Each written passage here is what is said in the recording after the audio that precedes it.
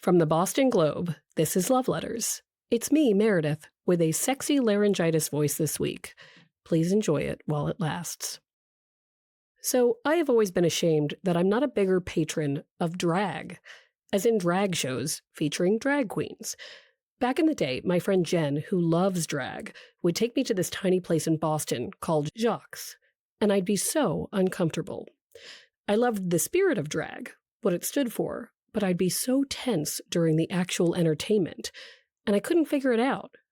Years later, I realized that interactive theater stresses me out. When an actor goes into the audience during a play, I think, oh no, they're coming for my participation. And drag often involves a lot of audience engagement. As an introverted spectator, I just want to be invisible, and I want to sit there, comfy, unmoving, and passive. All of this came up in 2020, when I did a story for the Globe about Jujubee, a drag queen who'd become a star on multiple seasons of the show, RuPaul's Drag Race.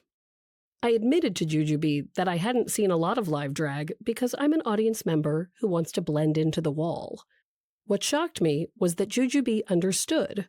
We met on Zoom because we were in lockdown back then. What I quickly learned was that Jujubee, or the man behind the boisterous queen, was maybe more introverted than I am. He turned out to be this quiet person who admitted he also likes to be passive and cozy. I'm an introvert with an extrovert's job, and the extroverts love being around this character or extension of me that they've, I feel like I'm like both. I just want to be home, but I also just want to work. Our guest today is Jujubee, who's going to tell us a relationship story. The timing is important here. Just so you know, I'm calling June Love Letters Movie Month. Yes, it's Pride Month, but you may have also heard that there's a new drag movie coming out. It's a big one. It's called Stop That Train. It's directed by Adam Shankman, who directed the movie musicals Hairspray and Rock of Ages. The release date is June 12th. Today you'll hear from Jujubee, one of the stars of Stop That Train. Next episode, you'll hear from actress and director Olivia Wilde, who came on Love Letters, and we talked about her new movie, The Invite, why couples are weird in general, and why she believes that younger people like to look at awkward relationship problems. We also do a lot of talking about psychotherapist Esther Perel, who's been on our podcast. But back to Jujubee's movie. Stop That Train also stars RuPaul and drag performer Ginger Minj.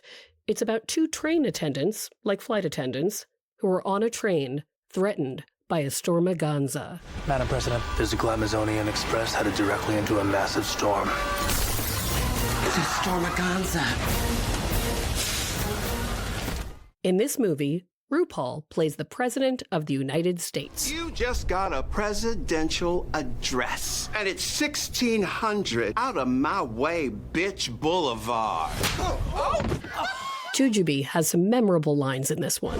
Dee Dee, I was born with adult teeth. Now it's time to meet the real Jujubee, or I guess the person responsible for Jujubee. Hey, I'm Airline, also known as Jujubee. Pronouns are he, him, but also call me whatever. My original drag name is just Airline. Yeah, and I was like, I feel like I need to have like a drag name because Airline's already really confusing, like in real life for people. Wait, spell it for people who may not know. Airline, Airline. So it's one of those names. Like it just happened downstairs when we checked into the building. She said, "Is your name really Airline?" I don't want to get it wrong when I type it in, and I said, "Yeah, girl." Like, and we laughed about it, and it happens a lot, and it's a great conversation starter. I will say that. When I asked Airline to come on Love Letters to tell a story, he said he had an important one about a recent relationship and a lesson he learned from it. Of course, as it often happens, in telling the story, we noticed there was another lesson that he maybe hadn't thought of. Sometimes it takes talking about a relationship to figure out what might have happened. But to get you there, you need to understand Airline, who was born in Boston. So I am first generation Laotian American. My parents emigrated here from Laos, I think right after the Vietnam War. And this is what now I understand. My parents were born into war. there was this war in Laos that only happened because the Vietnam War was happening, and it was called the Secret War. And this was basically when bombs and missiles were dropped onto Laos. And if I like don't really know the exact numbers, but it was a 12-year span of just bombs dropping onto this tiny country that had nothing to do with this war, but we were bordering everything. So when it was over, everybody just left their bombs there. And there's still things going off today. People are losing limbs, people are dying. So it's kind of wild to imagine, you know? So like just imagine my parents being born into that, hearing bombs go off every single day. Like that takes a toll on you. And because culturally, Laotian people back then, I don't think looked at therapy as a thing. I don't think it was a thing that was available, you know, because it was just survival mode for a lot of people.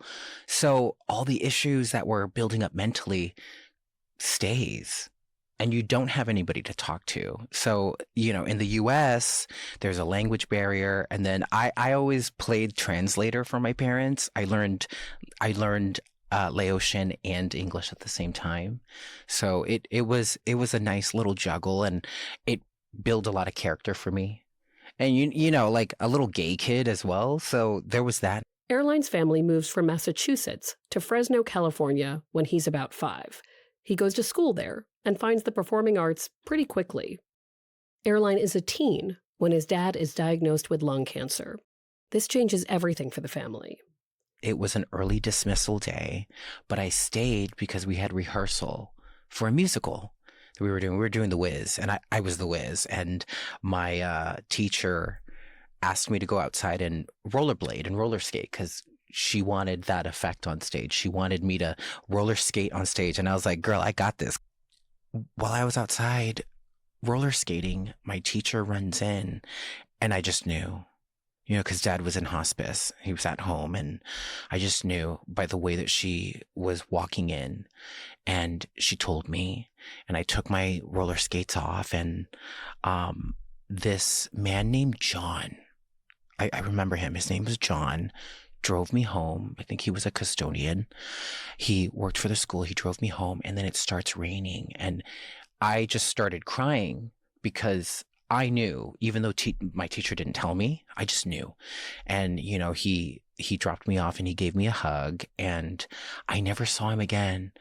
And we get home, and, you know, there's my father, and it was really hard because I was 15 and my sisters were 14 and our youngest was 12. So to see them react to the knowledge and information of our dad passing, like we knew it was going to happen, but the fact that it happened was really hard. But something that I really do find really beautiful is the next day, John left a bag of oranges for us. So every time I have an orange, I think of him. He was a really sweet, kind soul who, and I don't know if he remembers this, but I'll never forget just this fatherly energy, just taking me home to my dad, you know, to say goodbye. What I've been telling myself my whole life is I'll never stop performing because I've always wanted my dad to come see me. And I knew that he was going to come see me in The Wiz, and I knew that it was going to be really cool, and I wanted to make him proud. So I think that's why I keep performing. Of course, I love it, and I get to take myself into these worlds that we create, and the worlds that we create are just kind of better than the worlds that we live in, you know? Airline finishes high school, then goes to college. I majored in theater at UMass, and there were shows, but the theater there for me wasn't enough. I just wanted more, and that's when drag stepped into my life. How do you get initiated in this family of drag, and how does one begin? It is honestly, curiosity gets you there, and you tell them that you belong there, because it is one of those things where you're not really trying to pull up a seat at the table. You're just bringing your table, and you're fitting it in. And I think that that's a really special thing, because to be a drag artist, you really have to have, and forgive me for saying this, the balls or the ganas to do it. And nobody could tell you that you can't. because there will be so many people who don't believe it in you. And you know, we always do hear like all drag is valid. We're like, we hear this, and I think that's a valid statement. And when I did drag in Western Massachusetts, there was a place called Divas, and it's now closed, but it was like this sanctuary for all the queer kids in all those colleges. Because, you know, Western Mass colleges are everywhere, but we would go there, and every Wednesday night they would have this competition, and I did it, and I might have won one. I can't remember, but I was juggling between Divas and what was that place on Lansdowne Street? I can't remember. Was it Access? Access. How do you know this? Because I'm 40, turning 49, and I have. You're 49? Yeah. Access, by the way, like AXIS, was the small club near Fenway Park where they'd have drag competitions and dance nights. It's at one of these competitions that Airline becomes a queen with a name. Jujubee happened actually at Access. I won a drag competition there, and they announced that Jujubee won, and I was looking around and I was like, well, who is that? And it was me. Wait. So that's how I was given the name. My drag mother at the time told the host that that's what the name should be. And the host announced Jujubee wins this competition. And that's literally how I got named. And I hated the name. I was like, isn't this that candy that gets stuck in your teeth? You know, and I don't know if I like those candies, but I'll eat them because I was named after them with an extra E. Airline launches a drag career as Jujubee. Around this time, in his early 20s, he also begins an important relationship. He meets a man at a club. Airline describes this man as someone with big dreams, a big thinker. He becomes Airline's first long-term partner, a lovely man who's great company. Airline has this busy life with a relationship, working day jobs, one of which is at MAC Cosmetics. 2 years into the relationship, he and his boyfriend are living together. Airline's drag performance career continues, and the relationship chugs along too. I worked my butt off, and I'm a workhorse. And when I'm in that mode, I get there. There was one point in time where I worked Sassoon, MAC, and I did 3 drag shows a week. So I feel like I was constantly working for 6 months. Wow. It was a lot of working, but when Drag Race happened, my drag mother and some friends were like, hey, there's this show, you should audition for it. And I was like, well, I kind of want to quit drag. It's not really like satisfying for me anymore. I just feel like it's routine for me.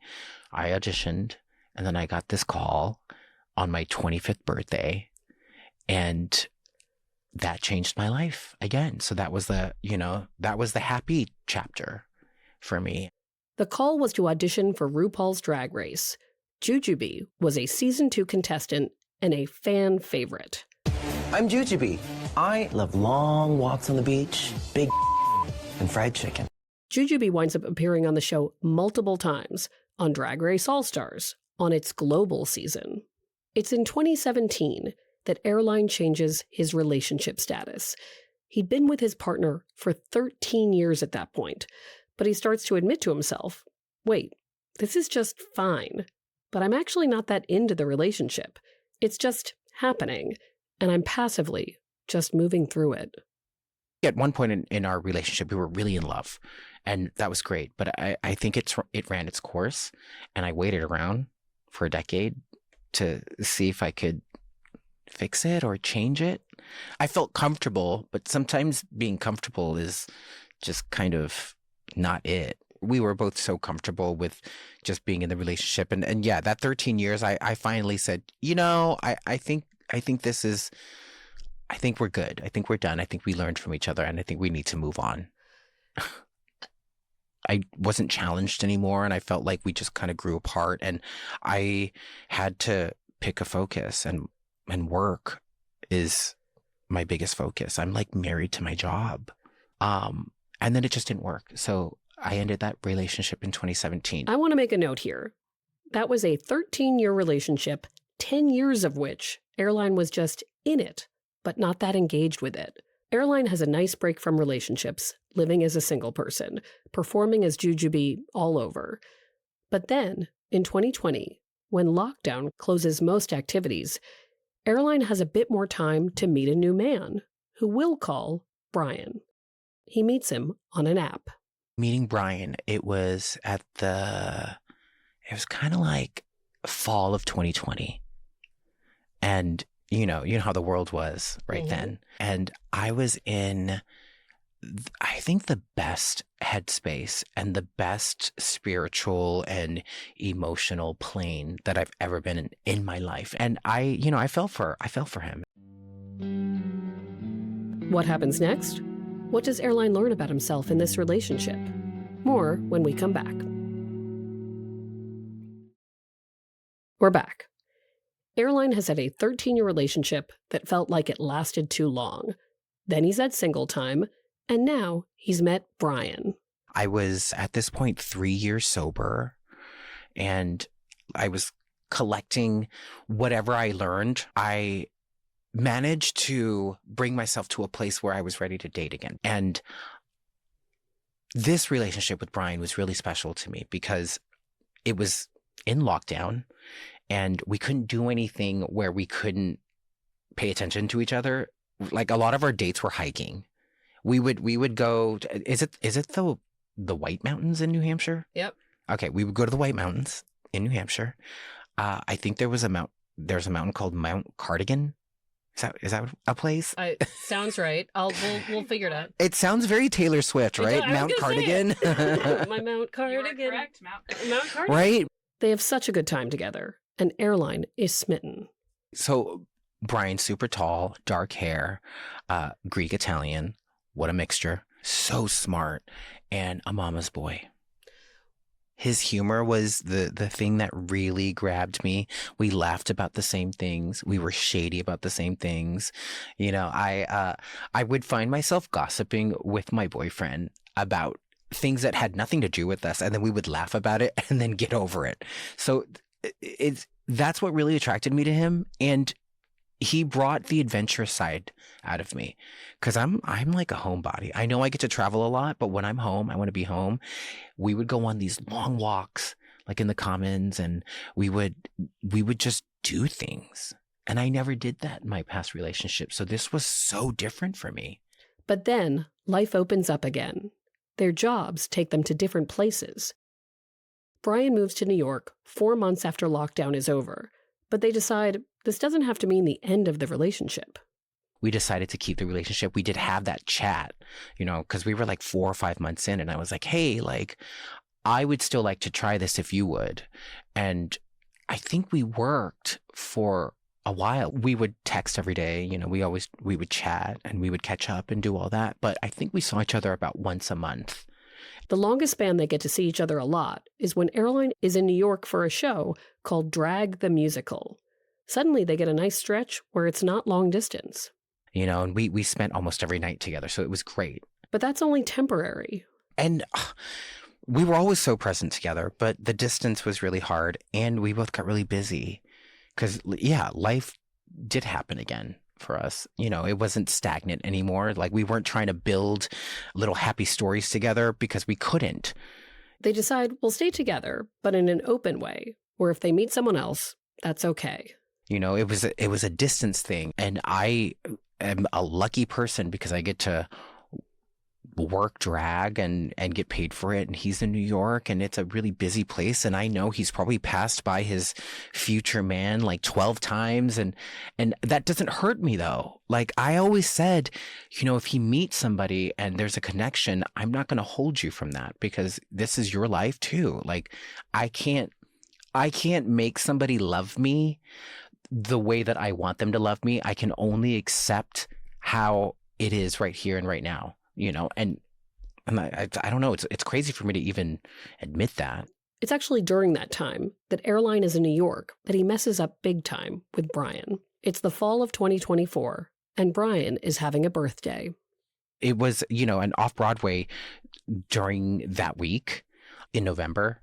It's so busy, and his birthday happens to fall in that time frame. And I reached out and I said, hey, what are you doing for your birthday? And he told me he was hanging out with friends.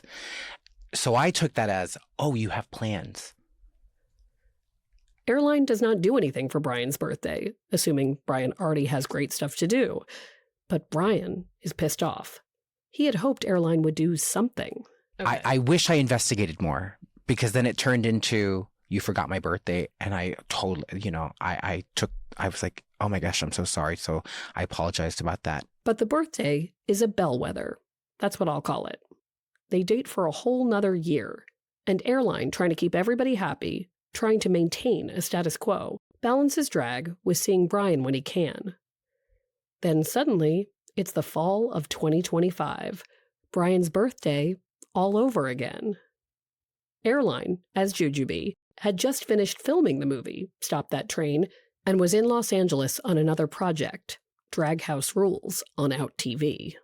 So in that space was his birthday, and I texted him the day after, because I thought that the day after was the date that was his birthday. Like in my life at that time, I didn't even know what day it was in my life, right? So like I like couldn't really explain that because it didn't matter, because he was already hurt. So did he spend part of that, or that whole day being like, you got to be kidding me? I believe so. We texted that day, so I wish he kind of gave me a little heads up. Oh, you were so you were legit like, how's the weather? Not realizing, yeah. And men are dumb, even the gay ones. And we make mistakes, and we're sorry. So the next day you say happy birthday. Yeah. And I don't get a response. And I'm like, okay, maybe he's like busy with his family or something.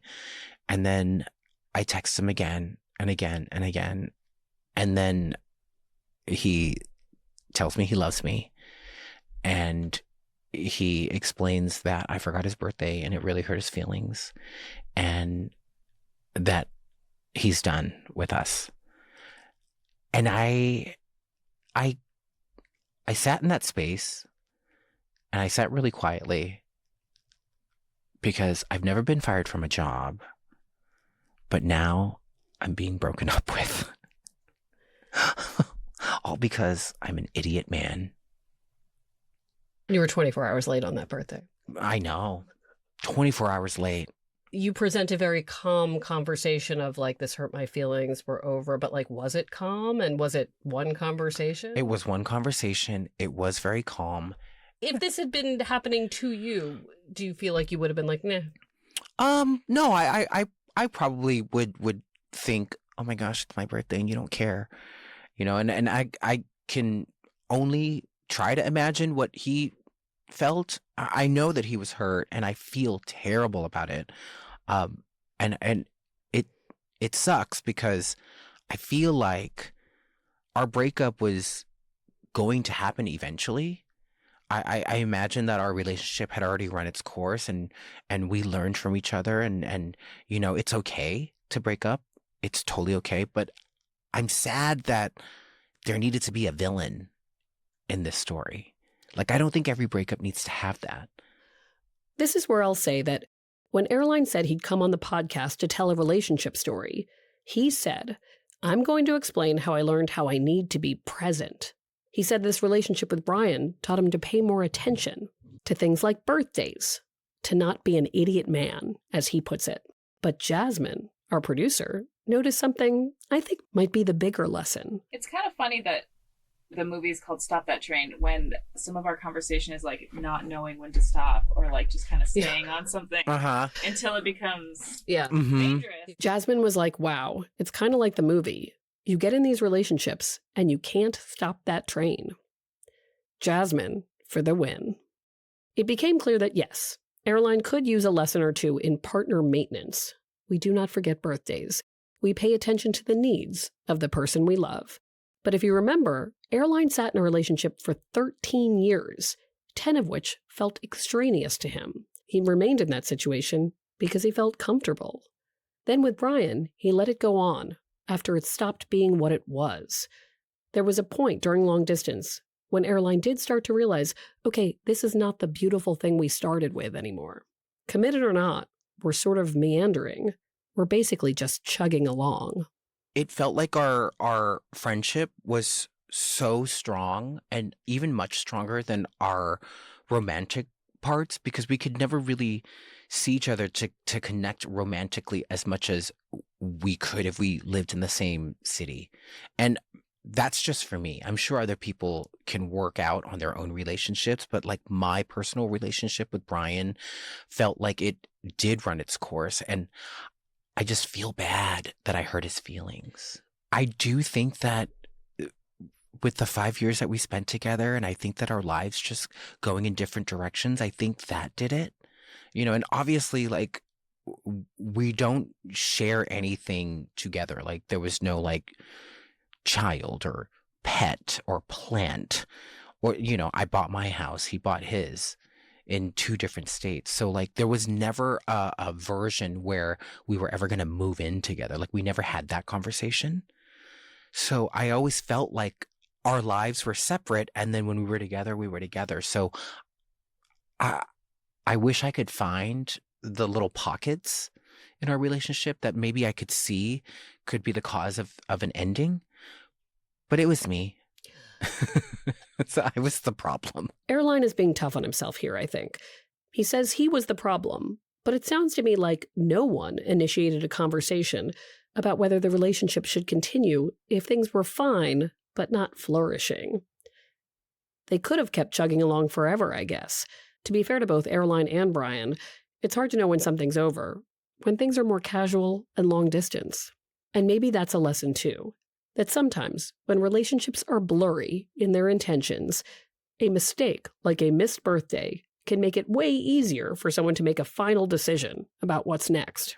You bring up a question that I have about, like, you say, did there need to be a villain? And it's unfortunate when you feel like the villain, right? Of like, I am. Yeah, I'm the villain in this story. Right. Mm-hmm. You messed up the birthday twice. But, like, had there been no villain or some inciting incident, this could have gone on for a very long time. Yeah. And every now and then I wonder, does there need to be an incident like this? Otherwise, things go on and on forever, and it's sort of, I don't want to say mid, because it sounds like the relationship was great, but there was not a path to anything bigger or more intimacy. Like, you kind of need some incident to end something that right. Its course. Like, you talk about being in a really long relationship before this, that perhaps there were moments where you were like, oh, I'm done, but it just goes on. Oh, it was 3 years in, and I was like, and I waited 10 more years. 10 more years. Yeah. So is it perhaps helpful to have somebody be a villain one day just to stop the inertia? Did I do it on purpose? No, but I mean, is this sometimes necessary for something to have an end date, an expiration date? I would say there needs to be something, because I wonder if we were to have a conversation, about ending the relationship where there was no reason to end it aside from just us being different people now and growing differently, maybe that's more uncomfortable for people. I mean, I do miss our friendship. I will say that. I miss the laughs. I miss being able to send memes. That's my love language. If you're like pretty satisfied with your life and work is a huge part of it, and you're busy, like, again, something can go on forever. Mm-hmm. Like, what would it have taken for you to say, oh, maybe we change the nature of this and try something new on our own? Would there have been anything that would have gotten you to think that? I don't think so. And I wonder if this was just me forgetting was just meant to happen. I do question myself because it if we're going to look at this, let's pretend this is a script, right? And you're looking at these two characters in this movie. Brian now has the complete power to make the move. And I think Brian was playing chess and I was playing checkers. I was playing Go Fish. Like, and it's I don't know what would have caused or helped end a relationship on my end. I don't know what it was. Airline did tell Brian he was so sorry for how it all went down. He did suggest friendship with Brian, but he doesn't believe Brian's up for it yet. Airline does know he's learned so much about being present and good to someone else. And yes, maybe about how to know when to stop that train. Airline also understands that in this moment, with movie premieres and so much dedication to performance, it's easy to be single right now. I'm literally living out childhood dreams right now. Like, I always wanted to be an actor in a movie, and I get to star in one. I ask Airline to give his explanation of the movie because hearing the plot, in his words, makes me very happy. We first start off on this dinky train line that then closes, and we infiltrate the cool train. You know, Glamazonian Railways. That's who we want to be with. And then the train can't stop, and it's going through a stormaganza. It's so gay. It's so wild. And stormaganza is really hard to say, but I want everybody to see this movie because with everything happening in the world, I think we all need to laugh. And it's very queer, but it's also very everything. Sarah Michelle Gellar's in it. Well, you know, I love that. And if you want to remember Jujubee's birthday this year, as in Airline's birthday, because I will not forget it, it's June 21st. We're both sensitive cancers. Astrology people, this will not surprise you. I think I'm going to give myself a 40-second birthday this year by dropping music. So watch out for that. You can stream it anywhere. And if you don't want to pay for it, which I think you really should, because that'll help me out, you can go to my YouTube and listen to it for free. And if you don't follow me, I'm at Jujubee Online on Instagram. I'm going to leave you with Jujubee's new song. It dropped Friday. It's called Mess for You. I remember a time when we were running. Love Letters is a production of the Boston Globe. This episode was produced by Jasmine Aguilera. Story edit by Veronica Chow. Sound design by Jasmine Aguilera. Special thanks to Linda Henry and Brian McGrory.